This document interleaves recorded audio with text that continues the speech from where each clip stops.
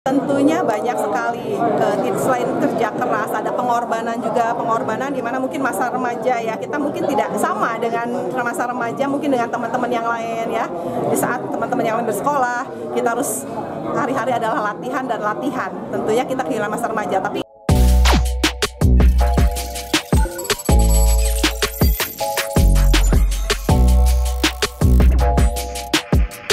Hai, selamat datang di channel Cerita Muria. Jangan lupa subscribe dulu ya. Terima kasih dan selamat menonton.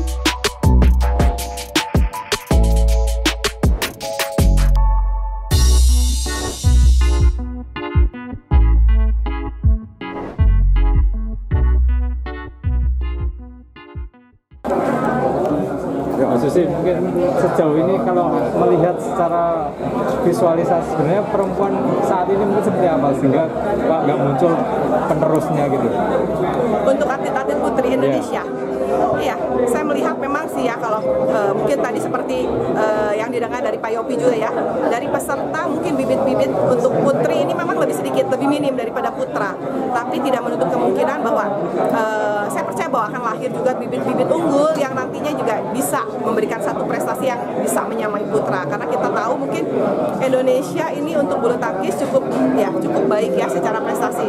Terakhir mungkin kita juga lihat dari ganda putri justru kita mendapatkan medali emas. Kita berharap bahwa lewat audisi ini meskipun mungkin lebih sedikit bibitnya, tapi kita berharap bahwa bibit-bibit unggul itu akan muncul untuk bisa memberikan satu prestasi yang terbaik lewat ajang. Selama ini kelemahannya mungkin apa? Apakah mereka hanya skillnya bagus, cuman tadi ya semangat juangnya mungkin cita-citanya sampai ke tingkat internasional yang tidak ada atau gimana?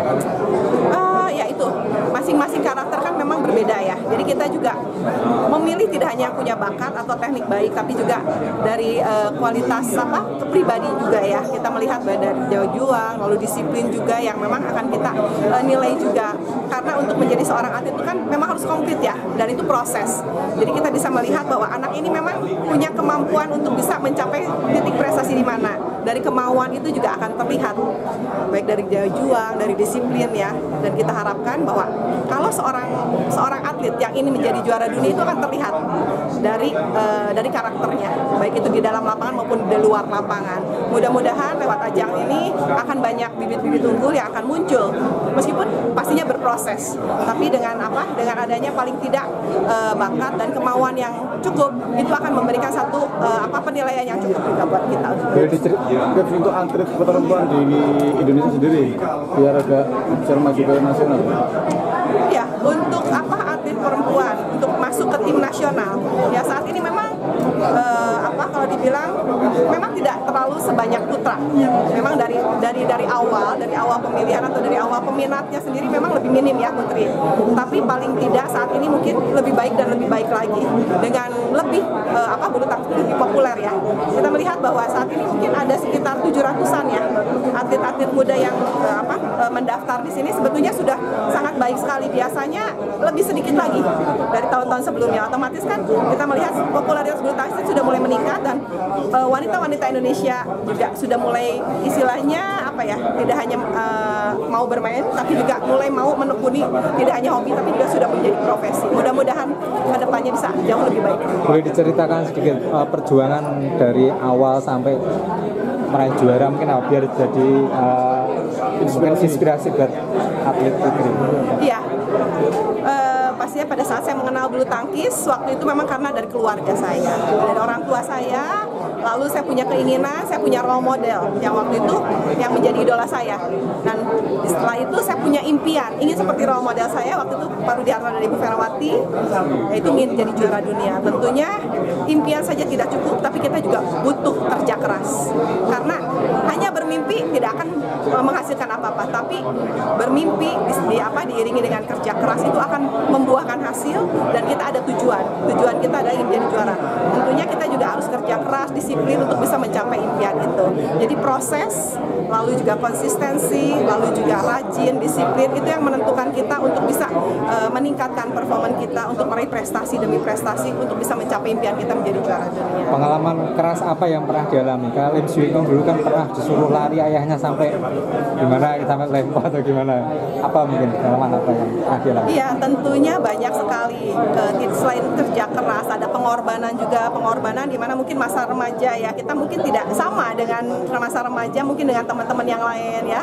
Di saat teman-teman yang lain bersekolah, kita harus hari-hari adalah latihan dan latihan. Tentunya kita kehilangan masa remaja, tapi demi prestasi, demi impian, demi tujuan kita, tentunya kita harus lakukan itu. Lalu ketekunan di mana kita tidak boleh menyerah di saat kita ya pada saat berlatih, pada saat kita mengalami kegagalan, dan tidak mudah menyerah di saat kita mungkin kita gagal.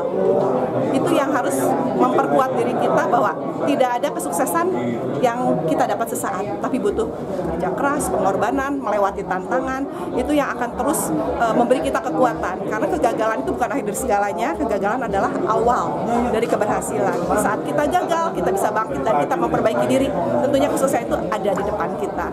Jangan mudah putus asa, karena di saat kita menyerah, di saat itulah kita gagal. Jadi itu yang terus memberikan satu nasihat-nasihat itu ya, orang tua saya selalu mengingatkan saya untuk terus berjuang sampai impian saya terus. Itu yang menjadi kunci menang di Olimpiade. Menjadi kunci pemenang Olimpiade mungkin sedikit berbeda lagi, karena tanggung jawab sebagai seorang atlet, tentunya impian terbesar seorang atlet itu menjadi juara dunia, juara Olimpiade, dan tanggung jawab dan harapan kita tentunya bisa mencapai itu semua. Pastinya tekanan, beban ya, yang saya emban waktu itu pastinya sangat besar sekali, tapi ya di saat kita berpikir positif bahwa itu bukan tekanan atau beban, tapi kepercayaan masyarakat dan kesempatan yang ada. Kalau kita membuang kesempatan itu, mungkin kita tidak akan mendapat kesempatan yang ada di depan kita ya. Belum tentu datang lagi kesempatan itu. Tapi di saat kita mempergunakan kesempatan itu, lalu kita berjuang, bekerja keras untuk bisa mencapai itu, akhirnya ya kita bisa melewati semua dan keberhasilan bisa. Itu buahnya 1 miliar itu Mbak ya? Hah? Buahnya 1 miliar itu ya? Tidak. Tidak sesuai dengan yang di itu ya.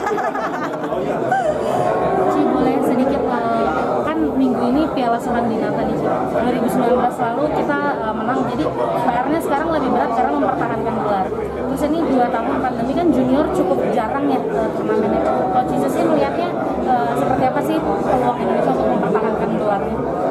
Ya, saya melihat bahwa sebetulnya peluang tetap ada ya, karena pembinaan di PBSI sendiri sebetulnya kan memang dari sebelumnya ya, dari 2 tahun yang lalu sebetulnya memang sudah dipersiapkan untuk atlet-atlet muda kita.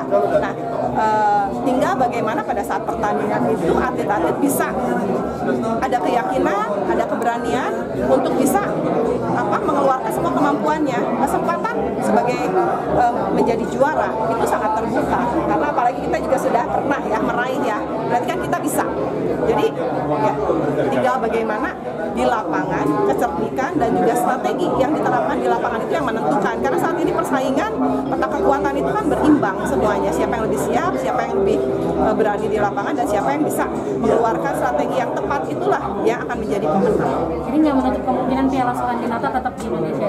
Tidak menutup kemungkinan, dan saya tentunya harusnya kita harus bisa mempertahankan ya, karena sebelumnya kita bisa dapatkan ya, tentunya lebih berat lagi, karena ya pasti mempertahankan lebih berat daripada merebut ya. Tapi kita sudah pernah merebut ya, berarti kita punya kesempatan. Terakhir pesan-pesan untuk adik-adik para peserta audisi ini apa?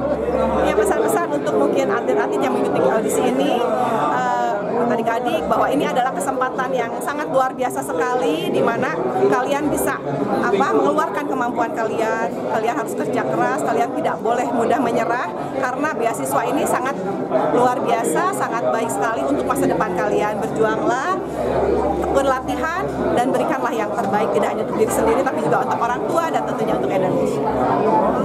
Terima kasih.